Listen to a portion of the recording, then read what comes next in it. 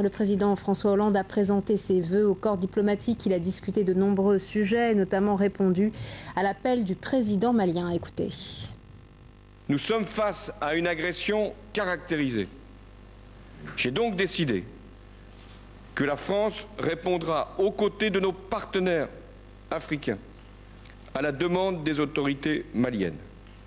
Elle le fera strictement dans le cadre des résolutions du Conseil de sécurité des Nations Unies, et elle sera prête à arrêter l'offensive des terroristes si elle devait se poursuivre.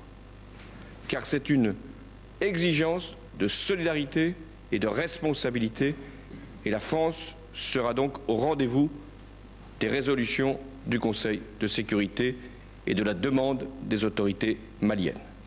La France va-t-elle intervenir directement? La réponse de Virginie Hertz qui se trouvait à l'Élysée.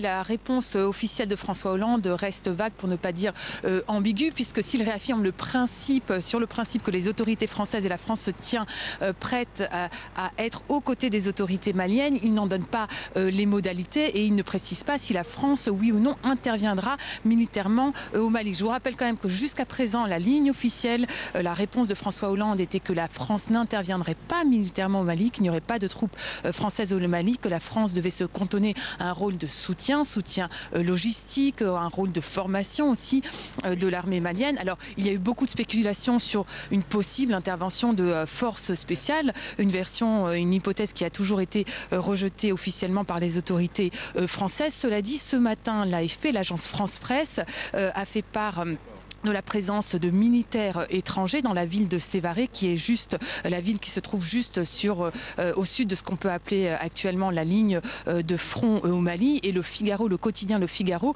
précise qu'il y aurait des militaires français et allemands, ainsi que 8 avions sur l'aéroport militaire de Sévaré. Alors, s'agit-il des formateurs qui doivent être envoyés par l'Union européenne dans les semaines à venir? S'agit-il de forces spéciales? Aucun commentaire de la part de l'Élysée, bien évidemment, mais de bonnes sources ici quand même. On nous a précisé que la ligne rouge qu'il ne faudrait pas franchir, c'est la ville de Mopti, et que si les islamistes et si les rebelles du Nord s'attaquaient à cette ville, peut-être que là la France interviendrait effectivement militairement. Et l'armée a lancé une contre-offensive contre les islamistes dans le centre du Mali, information de sources militaires.